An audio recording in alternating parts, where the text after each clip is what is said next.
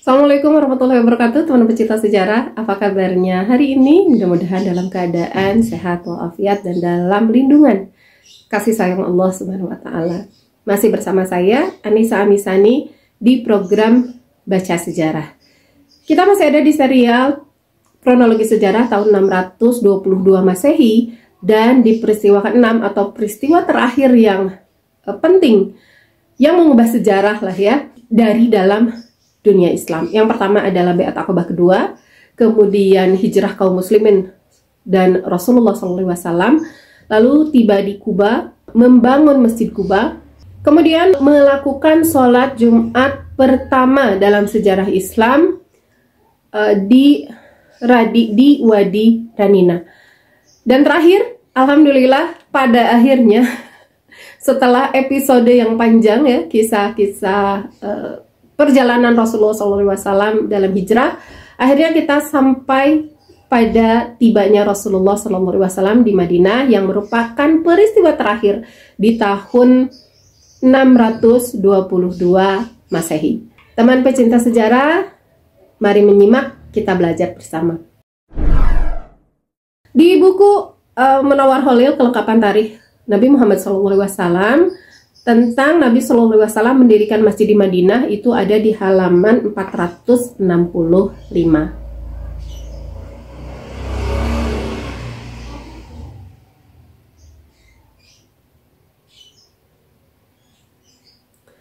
Kurang lebih 7 bulan lamanya Nabi SAW bertempat tinggal di rumah Abu Ayyub radhiyallahu anhu. Lumayan lama juga ya. Yaitu sejak beliau datang ke Madinah sampai mendirikan masjid dan rumah sendiri. Pada saat Nabi hendak mendirikan sebuah masjid, beliau mengumpulkan keluarga dari Bani Najjar. Setelah mereka berkumpul, beliau bersabda kepada para ketua mereka, "Hai sekalian Bani Najjar, hendaklah kamu sekalian menerangkan harga sebenarnya dari kebun-kebun kamu kepadaku, karena aku hendak membeli kebun-kebun itu." Mereka menjawab, "Wahai Rasulullah, kami tidak akan menghargai kebun-kebun itu kecuali pada Allah belaka." Nabi tidak mau menerima jawaban mereka itu dan meminta kepada mereka supaya kebun-kebun dan tanah-tanah yang dikehendaki oleh beliau itu diberi harga, sekalipun dengan harga yang rendah, termasuk tempat yang digunakan untuk mengeringkan kurma kepunyaan kedua anak yatim yang bernama Sahal dan Suhail itu. Adapun tanah yang hendak ditempati untuk mendirikan masjid itu sebagian adalah kebun kepunyaan As'ad bin Zurarah, sebagian tanah kepunyaan kedua anak yatim, dan sebagian tanah kuburan kaum musyrikin yang telah rusak. Tanah kedua anak yatim itu dibeli Nabi dengan harga 10 dinar dan Abu Bakar radhiyallahu anhu disuruh membayarnya. Adapun tanah kuburan lama serta tanah kepunyaan As'ad bin Zurarah itu hanya diserahkan dengan sukarela kepada Nabi SAW. Kemudian tanah-tanah itu diperbaiki bersama-sama oleh para sahabat Muhajirin dan Ansor. Pohon-pohonnya ditebang dan yang tadinya kuburan dibongkar serta dibersihkan. Lalu semuanya diratakan. Kemudian mereka bekerja bersama-sama mendirikan masjid. Jadi hakikatnya tanah yang dibeli oleh Rasulullah itu hanya tanah kosong ya, yang suka dipakai untuk mengeringkan kurma oleh para sahabat di situ, yaitu tanah milik dua anak yatim tadi ya, yang ada di bawah perlindungan Mu'az bin Afra. Ada di bawah pemeliharaan Mu'az bin Afra. Jadi tanah itu dibeli dengan harga 10 dinar. Lalu yang tanah kuburan dengan tanah kepunyaan As'ad bin Zurarah itu tidak dijual. Ya kita pahamlah posisi As'ad bin Zurarah dengan dua anak yatim itu, Sahal dan Suhail itu, jika dibandingkan ya, Sahal bin Suhail memang membutuhkan gitu, tidak mungkinlah diambil dengan seenaknya.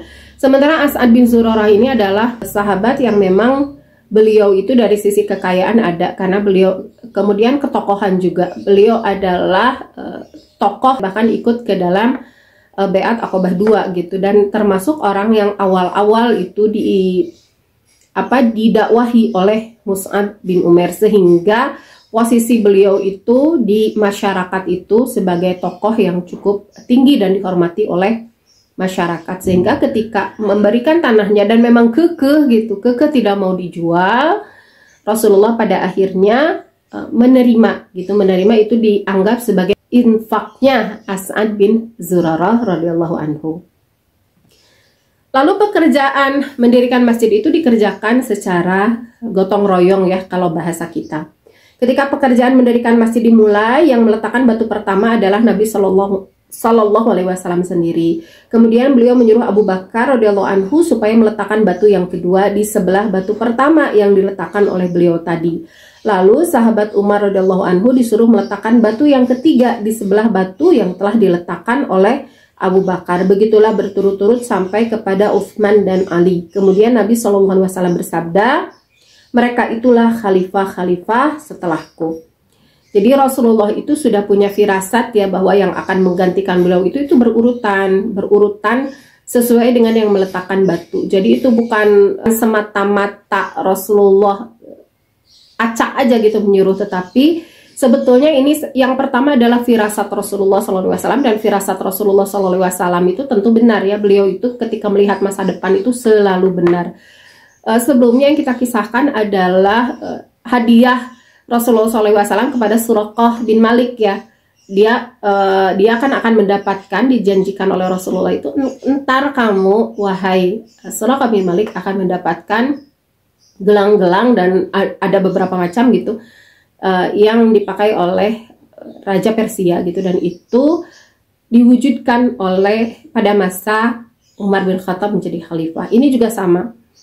Dan nanti ke depannya juga akan banyak kisah-kisah tentang penggambaran Rasulullah akan masa depan, termasuk masa kita sekarang itu sudah digambarkan oleh Rasulullah, dan apa yang menjadi firasat beliau itu akan menjadi kenyataan. Dan ini juga menjadi patokan bagi kaum muslimin gitu ya, meskipun ada proses yang memang panjang, tetapi pada akhirnya kaum muslimin memang memilih khalifah itu sesuai dengan yang difirasatkan oleh Rasulullah SAW. Lalu Nabi memerintahkan kepada para sahabat Muhajirin dan Ansor supaya masing-masing meletakkan batu bersama-sama. Selama mendirikan masjid ini, setiap Nabi mengangkat batu, beliau berpantun yang bunyinya, barang bawaan ini bukan barang bawaan ke negeri Khaybar, tetapi ini lebih baik dan lebih bersih ya Tuhanku. Barang-barang yang dibawa ke negeri ini, catatan kakinya nomor 168. Barang-barang yang dibawa ke negeri Khaybar itu ialah seperti buah kurma, anggur, dan sebagainya. Jadi maksud syair ini adalah bahwa batu-batu merah dan barang-barang lain yang diangkut oleh Nabi SAW untuk mendirikan masjid itu adalah lebih baik dan lebih suci daripada barang-barang yang diangkat ke negeri Khaybar, dan yang diangkat sama beratnya tetapi berlainan pahalanya. Lalu beliau bersyair pula yang bunyinya, ya Allah, sesungguhnya pahala itu pahala akhirat, karena itu kasihanilah sahabat-sahabat Ansor dan Muhajirin. Lepaskanlah mereka dari panasnya neraka yang berkobar-kobar, karena bahwasanya api itu bagi kafir lelaki dan kafir perempuan. Diriwayatkan bahwa para sahabat yang ikut bekerja, bila mereka mendengar ucapan-ucapan yang diucapkan Nabi SAW seperti yang tertera itu, mereka lalu menjawab dengan syair pula yang berbunyi, jika kami duduk termenung padahal Nabi bekerja, yang demikian itu sungguh amal perbuatan yang tersesat dari kami. Nabi SAW dan sekalian sahabat Ansor dan Muhajirin bersama-sama mengangkat batu, meletakkannya, menyusunnya, dan sebagainya. Dan dalam mengerjakan semua itu, para sahabat Muhajirin dan Ansor sama-sama bersyair, Allahumma la aisha illa aishal akhirah, farhamil muhajirina wal ansar. Ya Allah, tidak ada kehidupan melainkan kehidupan di akhirat, maka kasihanilah kaum muhajirin dan ansar. Ada pula yang bunyinya, Allahumma la khaira illa khairal akhirah, faghfir li ansari wal muhajirah. Ya Allah, tidak ada kebaikan melainkan kebaikan akhirat, maka ampunilah kaum ansar dan muhajirin. Demikian seterusnya, syair-syair itu dibaca atau diucapkan bersama-sama oleh Nabi dan sekalipun kaum muslimin dalam pekerjaan mengangkat batu, meletakkan batu, menyusun batu, menyisipkan batu, dan sebagainya. Tetapi di riwayat lain saya juga pernah mendapatkan, di buku yang lain ya, di kitab sirah yang lain, mendapatkan bahwa ini sebetulnya sahabat-sahabat saja yang bersyair. Jadi syair-syair yang tadi disebutkan itu adalah syair yang disebutkan para sahabat ya, itu adalah bersyair. Nah, ketika Rasulullah hendak bersyair, itu mulut beliau itu keluh gitu, beliau tidak bisa bersyair, tidak bisa membalas syair-syair yang dilantunkan oleh para sahabat, puisi-puisi yang disebutkan oleh para sahabat gitu, tidak bisa membalasnya. Dikarenakan Allah menjaga lisan beliau agar yang dikeluarkannya itu hanya memang wahyu dan sabda gitu, sehingga jadi bukan beliau tidak bisa dan tidak mampu gitu, tetapi memang menjaga supaya para sahabat itu nggak ketuker mana yang syair, mana yang sabda gitu. Dan jadi kalau sudah sabda Rasulullah SAW itu kan menjadi sebuah ajarannya. Tetapi kalau melihat dari sini, kalau di buku ini gitu ya, kalau di buku ini ternyata Rasulullah juga mungkin ini bukan syair lah, tetapi ucapan doa lah ya. Ucapan doa karena ini kan meminta pahala untuk muhajirin dan ansor, kemudian meminta agar ansor dan muhajirin itu dimaafkan dan sebagainya gitu ya. Itu tentang pembangunan Masjid Nabawi. Dan ada satu kisah sebetulnya yang tidak disebutkan di sini. Ucapan Rasulullah SAW, dan ini juga firasat Rasulullah SAW itu ketika beliau melihat Ammar bin Yasir. Beliau melihat Ammar bin Yasir, beliau mengatakan kasihan Ammar. Jadi ketika Ammar bin Yasir ya radhiyallahu anhu mengangkat batu, Rasulullah itu melihat Ammar dengan wajah yang sangat sedih. Beliau bahkan jelas-jelas mengatakan kasihan Ammar, gitu, kasihan Ammar. Dia nanti akan dibunuh oleh, dan pada kenyataannya memang terjadi ke depannya masa pemerintahan Khalifah Ali bin Abi Thalib radhiyallahu anhu. Ammar ini terbunuh di perang Siffin, dibunuh oleh orang-orang yang memang disebutkan oleh Rasulullah gitu ya, sehingga mereka itu berhenti gitu karena dengan terbunuhnya Ammar bin Yasir berarti orang yang membunuh itu kan ya sesuai dengan apa yang disebutkan oleh Rasulullah, sehingga menghentikan peperangan tersebut. Itu tentang pembangunan Masjid Nabawi. Lalu bentuk Masjid Nabawi itu setelah didirikan itu bentuknya sangat sederhana. Pagarnya terbuat dari batu dan tanah, tiang-tiangnya terbuat dari pohon kurma, atapnya terbuat dari pelepah pohon kurma. Halamannya ditutup dengan batu-batu kecil, tingginya dibuat setinggi tegaknya manusia lebih sedikit. Kiblatnya menghadap ke Baitul Maqdis. Waktu itu perintah Allah supaya menghadap ke Baitullah belum diturunkan, jadi kiblatnya masih ke Baitul Maqdis. Pintunya ada 3 buah, panjangnya 70 hasta dan lebarnya ada 60 hasta. Di sisi masjid itu didirikan 2 kamar untuk tempat tinggal keluarga Nabi. 1 kamar untuk Saudah dan 1 kamar untuk Aisyah. Karena pada waktu itu kan Rasulullah SAW baru beristrikan 2 ya. Setelah Khadijah radhiyallahu anhu, beliau itu menikahi Saudah, karena Saudah itu beliau itu usianya tidak jauh lah dengan Rasulullah. Kemudian selang beberapa waktu agak lama beliau baru menikahi Aisyah, itu pun atas perintah Allah Subhanahu wa taala. Jadi 2 orang istri yang dinikahi oleh Rasulullah ini, Saudah ini termasuk yang paling tua dan Aisyah yang paling muda gitu. Nanti setelah itu baru ada pernikahan-pernikahan dengan istri-istri yang lain. Dan masing-masing mempunyai riwayatnya sendiri ya. Jadi kalau pernikahan dengan Saudah itu pernikahan yang normal lah ya, normal sebagaimana pernikahan dengan Khadijah gitu. Rasulullah mencari istri, gitu. Memang ditawari pada waktu itu Saudah dan Aisyah, dan Rasulullah memilih Saudah. Kenapa ya? Karena supaya bisa membantu beliau untuk mengurus anak-anak gitu. Karena beliau kan pada waktu itu sudah berdakwah ya, sudah sibuk berdakwah. Tetapi selang beberapa waktu ternyata turun perintah dari Allah juga untuk menikahi Aisyah. Jadi ketika hijrah itu istri Rasulullah itu 2, yaitu Saudah dan Aisyah.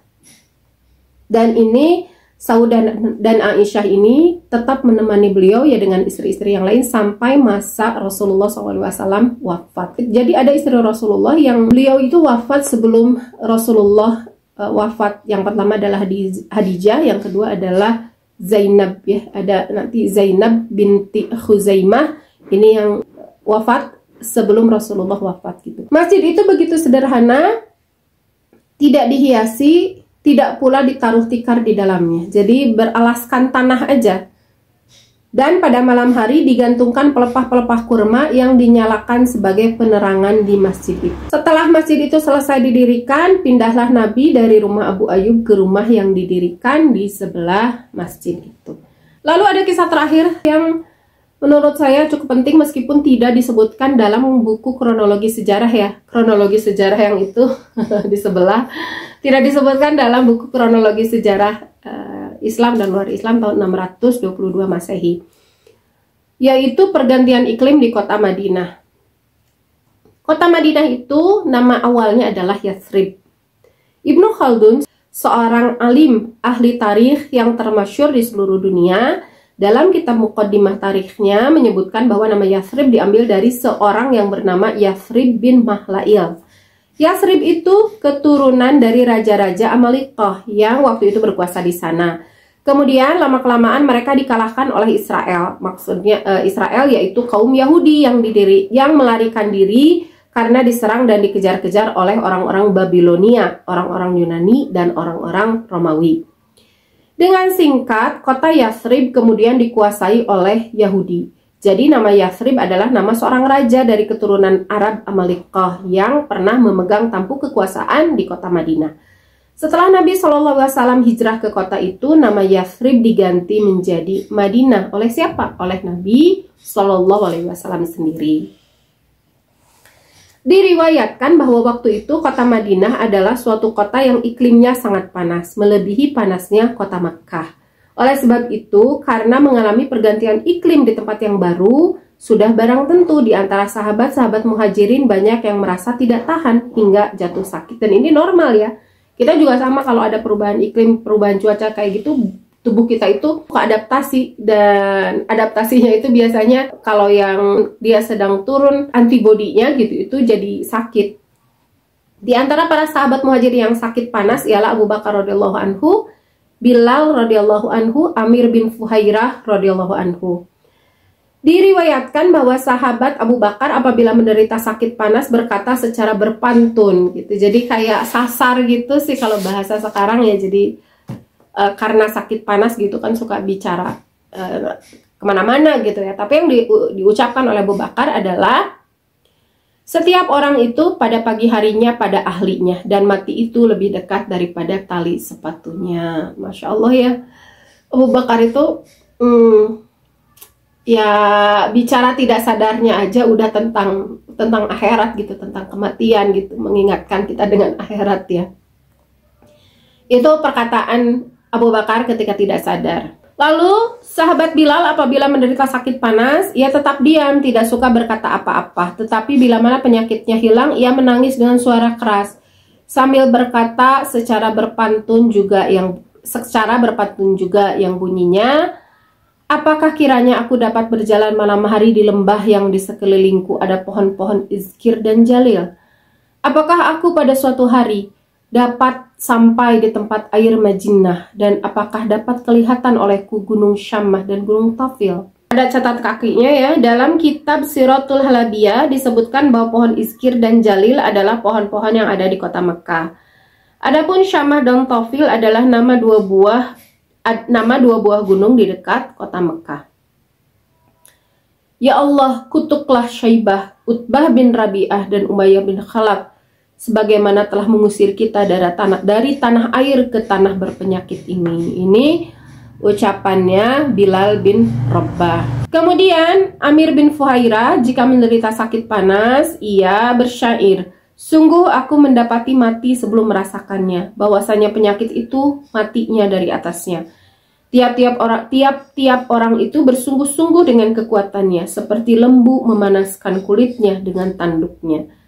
Demikianlah keadaan kaum muhajirin apabila menderita sakit panas dengan mengeluh dan mengucapkan berbagai kata. Karena itu Nabi SAW memohon kepada Allah Subhanahu wa Ta'ala, antara lain beliau berdoa, ya Allah, cintakanlah kota Madinah kepada kami seperti cinta kami kepada kota Mekkah atau lebih sangat. Ya Allah, berilah berkah kepada Sa' dan Mud kami. Sehatkanlah kota Madinah ini untuk kami dan pindahkanlah panasnya ke dusun Juhfah. Lalu oleh Allah Subhanahu wa Ta'ala permohonan Nabi itu dengan segera dikabulkan, dan iklim kota Madinah yang begitu panas kemudian berpindah ke dusun Juhfah yang letaknya 85 mil dari Makkah. Ya, itulah kisah tentang bagaimana perubahan Madinah dari yang namanya Yathrib menjadi Madinah. Itu langsung dirubah oleh Nabi SAW sendiri. Dan keadaan kota Madinah yang berubah karena langsung doa dari Rasulullah SAW. Sebetulnya apa yang dialami oleh para sahabat ini sesuatu yang wajar ya. Mereka itu bukan orang situ, dan kepindahan seseorang itu kayak apa ya, kayak dalam kondisi kejiwaan yang apa, homesick lah ya, homesick. Karena bagi seseorang ya, kita ketika pindah daerah gitu ya, itu kan homesicknya biasanya agak lama gitu. Apalagi ini kota Madinah yang memang cuacanya sangat panas, tidak cocok dengan mereka sampai menimbulkan sakit gitu. Sakitnya sakit demam lagi. Disebutnya juga sampai disebutkan sebagai demam Yathrib ini karena memang orang yang datang ke Yathrib itu biasanya memang sakit gitu.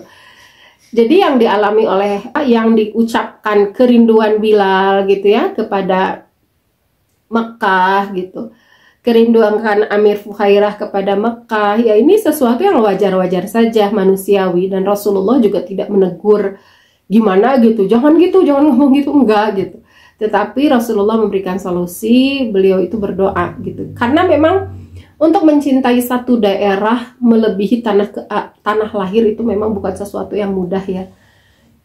Ini juga manusiawi banget gitu. Bahkan sampai Rasulullah itu merindukan Mekah itu bahkan sampai tidak beliau katakan gitu.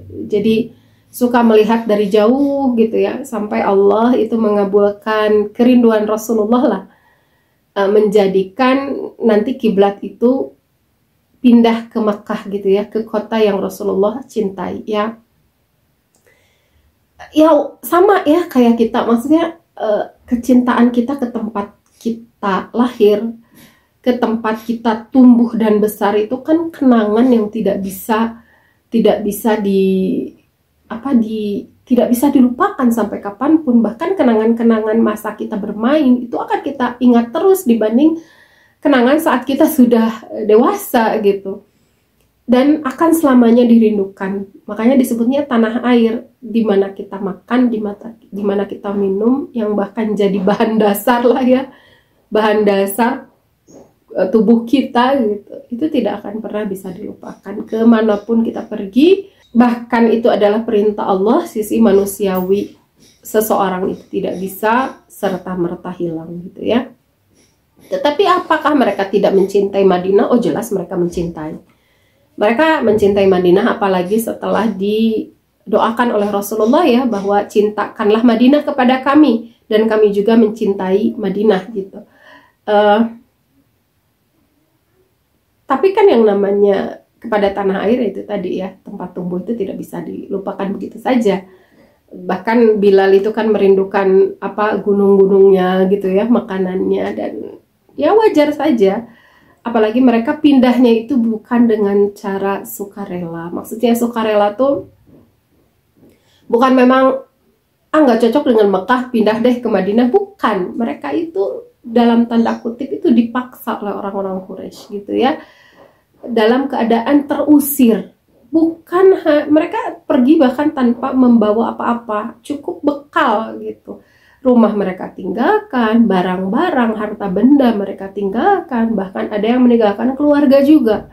Mereka pergi dalam keadaan terluka gitu, bukan dalam keadaan happy, bukan dalam keadaan ridho banget gitu, semata-mata karena mereka ingin menyelamatkan agama mereka gitu. Dan di mana-mana yang terusir itu sakit ya, luka, menyakitkan, sehingga menimbulkan kerinduan yang seperti ini gitu.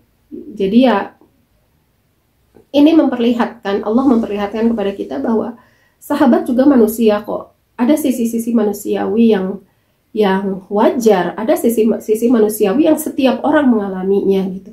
Tetapi bagaimana kita melihat solusi yang diberikan ketika hal-hal manusiawi itu memang mengganggu kita gitu. Itu ya kita mencari penghiburan dari Allah Subhanahu wa taala dan berdoa gitu. Berdoa tentu mereka juga mengobati, tentu juga berikhtiar dengan mengobati penyakit mereka.